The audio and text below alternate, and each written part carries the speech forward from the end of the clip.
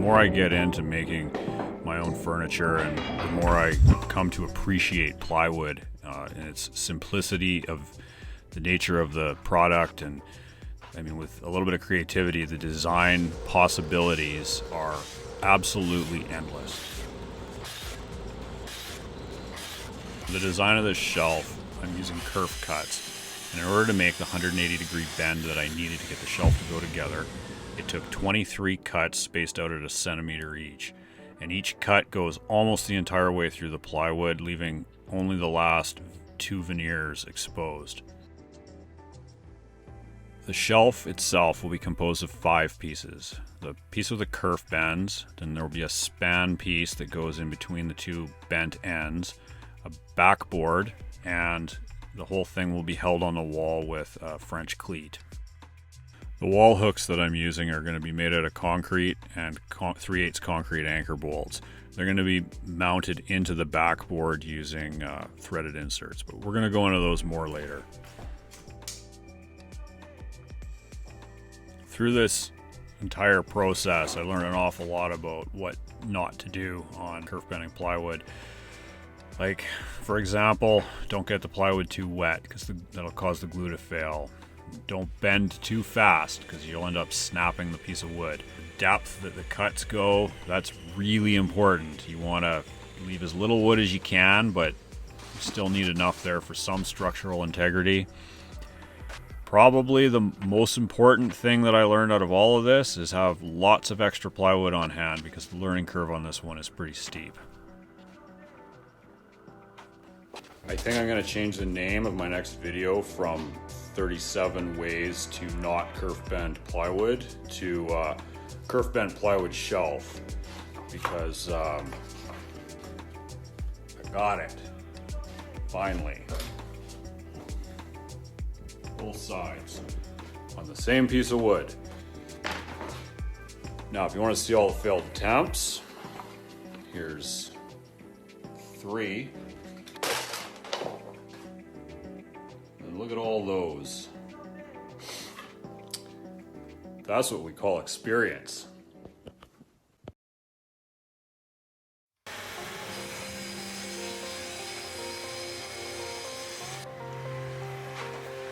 My original idea with this shelf was just to let the design speak for itself, really, and keep it just plain plywood and some black concrete pegs. The deeper I got into it, I started feeling like it kind of needed something more just to make it interesting. So I reached out to my friend Alex at Bevelish Creations, and if you're not familiar with his channel, you should really go check him out. He's an excellent filmmaker and a very good builder. He was kind enough to cut out on his CNC a router template for me. This gave me a perfect opportunity to collaborate with him and add some creative aspect to this project that I otherwise would not have been able to do.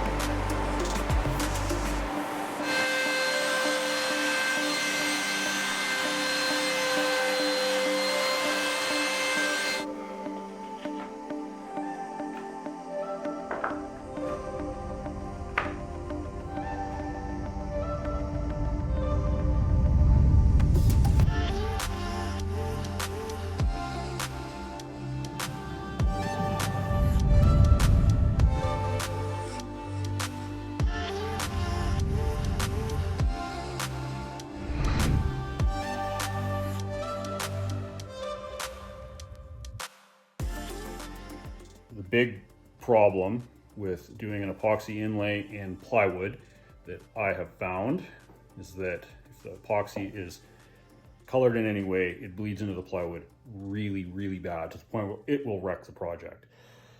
And I know this because I tested it a whole bunch. Now, I also tried a whole bunch of ways to seal it, and the thing that I found that works the best is sealing it with clear epoxy first, letting that dry, then pouring in the colored epoxy. So that's what I did on this project, and it worked. It ends up being really clean, which is the goal.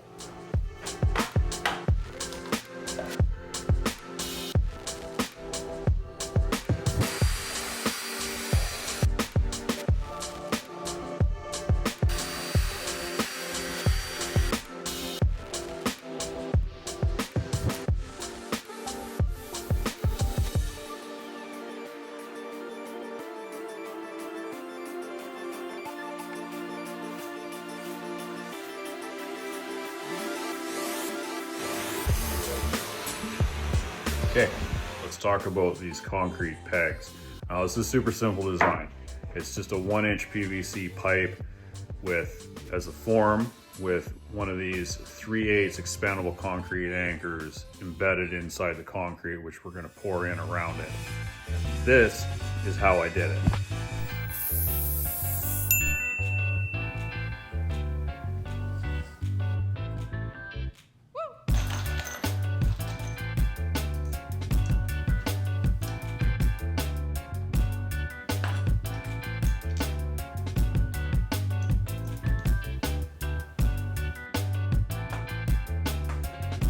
The concrete you see me using here is a really high PSI countertop mix that dries to a really fine, smooth finish. It's also got long and short glass fibers mixed into it, which really helps with the overall strength. Now, the one thing you don't see me do, which I did this off camera, is I spray PAM cooking spray into all the PVC pipes, and it's a release agent to help keep the PVC from sticking to the concrete.